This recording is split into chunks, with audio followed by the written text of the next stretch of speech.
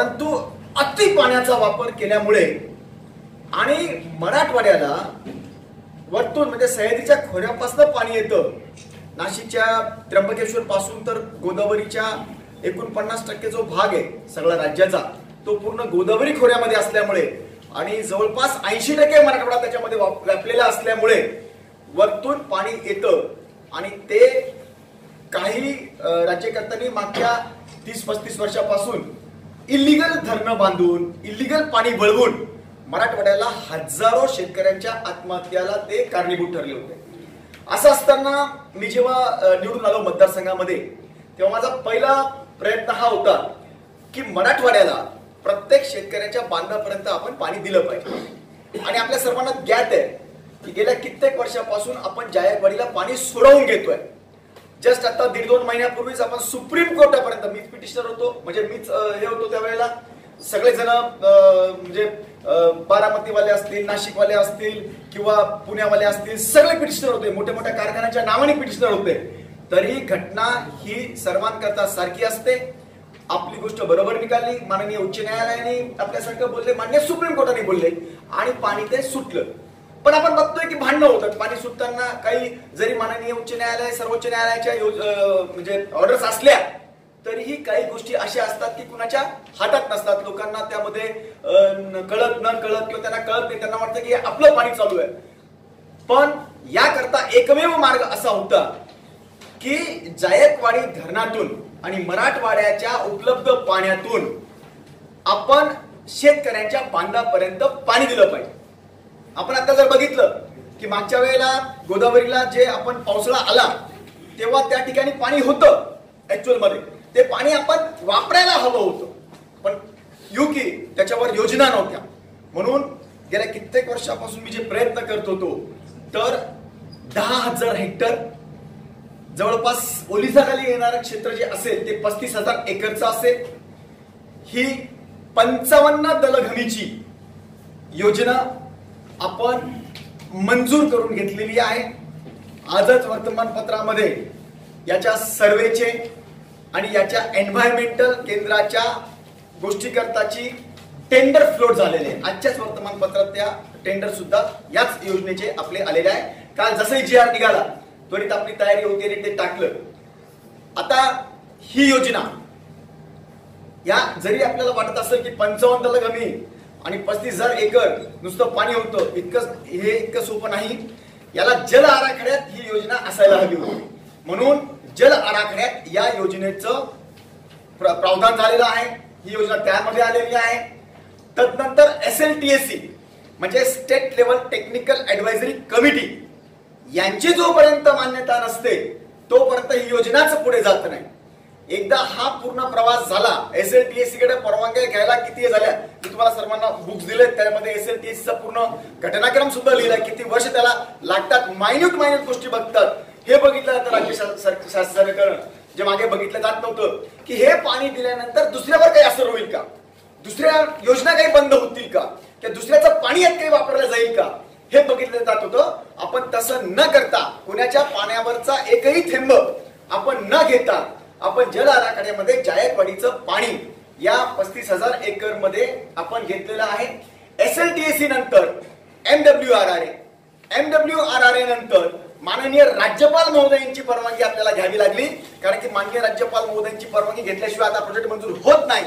आणि म्हणून माननीय राज्यपाल महोदयांनी यामध्ये डेट्स वगैरे सगळं या ठिकाणी आहे।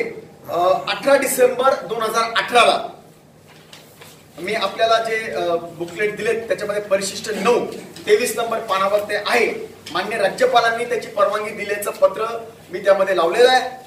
त्यामध्ये त्यांनी जे योजना पूर्ण मंजूर केली आणि 2 भागात ती पूर्ण करायला सांगितलं की ताबडतोब अगोदर मायन्यूट सर्वे सुरू करा, एन्व्हायरमेंटच्या परवानग्या सुरू करा। आपल्याला एन्व्हायरमेंटची आज यांच्या करता येणार नाही की आपली 100% बंद पाईपलाईन मधून ही योजना आहे।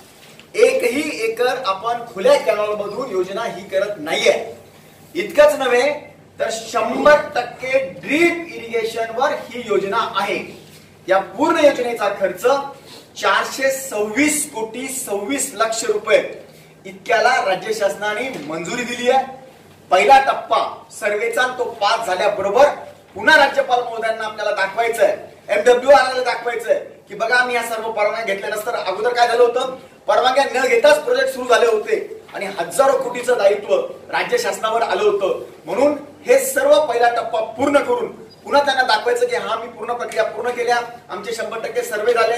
ही योजना घेताना 10% सर्वे आपण पूर्ण करून टोपोग्राफी घेऊन क्रॉपिंग पॅटर्न टाकून ही सगळी योजना आपण प्रस्तावित केली होती आणि त्याप्रमाणे या सर्व 100% योजनेचा आता सर्वे तुम्ही करा.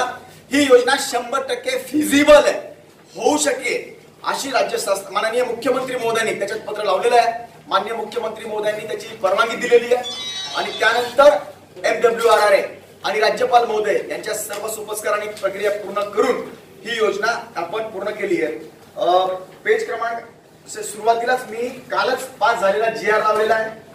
काल जो GR आपला झाला ब्रह्मगमान उपसा सिंचन योजना 3, हे ब्रह्मगमान उपसा सिंचन 3 हे देण्याचं कारण इतकं होतं की मी मागच्या टर्मला याला एक्सेस नोटवर म्हणजे 1.2 आणि लगेच आपण 3 घेणार होतो, परंतु तसं घेण्याला मध्येच चौकशा सुरू झाल्या होत्या आणि चितळे समिती आली होती म्हणून कंप्लीट ते बंद करून 2015ला माननीय मुख्यमंत्री महोदय आणि माननीय जलसंपदा मंत्री महोदय यांच्याकडे माझी बैठक झाली.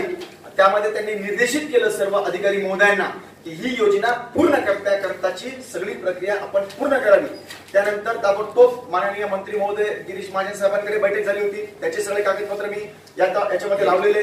त्यानंतर त्यांनी जे SLTSC किंवा इतर अधिकाऱ्यांना सगळ्या टोपोग्राफा वगैरे घेऊन ज्या काही परवानग्या सांगितल्या होत्या ते सर्व सोपस्कार आपण पूर्ण करून ही योजना 100% होऊ शकेल अशी मंजुरी आपल्याला आज मिळालेली आहे.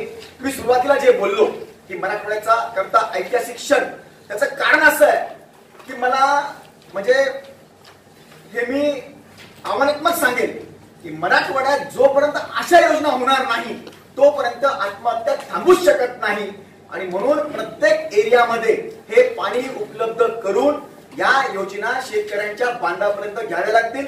या योजनेचं आणखी एक वैशिष्ट्य असं आहे की आपण 100% बंद पाईपलाईन, 100% ड्रीप आणि याचे क्लस्टर तयार करतोय. म्हणजे आपण नाविन्यपूर्ण पायलट योजना तयार करतोय, त्यालाच व्हॅल्युएटेड चेन लावतोय. म्हणजे 4000 एकरचे समजा मका आपण जर घेतली, त्यालाच मकाचं जे हे असतं शेतकऱ्यांच्याच मुलांना मक्यापासून भरड, स्टार्च किंवा मोसंबी असेल तर त्याचं फळ, त्याच्यात नंतर टोमॅटो इतकंच नाही तर ऍश्युअर्ड वॉटर असणार आहे. कारण की बॅक वॉटर जो आहे हा 100 वर्ष कधी कमी पडणार नाही. तिथून पाणी आपण लखमापूरच्या सेंटर पासून हे करतोय.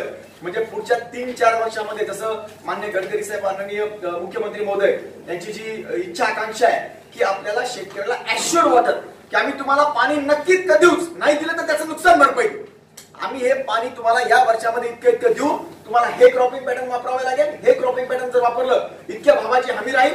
हे जो देश माननीय मोदीजींच्या आणि माननीय मुख्यमंत्री मोदींच्या नेतृत्वाखाली आम्ही काम करत आहोत ते जे चालू आहे त्याची सुरुवात भारतामध्ये पहिल्यांदा आपण गंगापूर तालुक्याला सुरू केलेली आहे.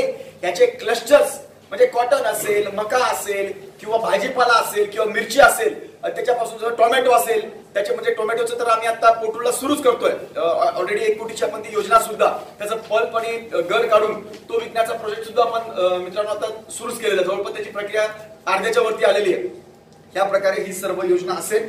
मी जी महत्वाची SLTSC ची परवानगी जी असते राष्ट्रीय तलगती ते बुक सुद्धा आपल्याला दिलेलं आहे आणि जो घटनाक्रम किंवा ही योजनेच्या सुरुवातीपासून तर शेवटपर्यंतचा पूर्ण घटनाक्रम माननीय राज्यपाल महोदय, माननीय MWRA आणि इतर सर्व परवानग्या घेतल्याचे कागदपत्र आपल्या समोर मी सादर केले हैं. रोज नई खबरों को देखने के लिए हमारे औरंगाबाद समाचार चैनल को सब्सक्राइब कीजिए और नोटिफिकेशन पाने के लिए हमारे बेल आइकन को दबाइए ताकि हर खबर की नोटिफिकेशन आपको मिलती रहे.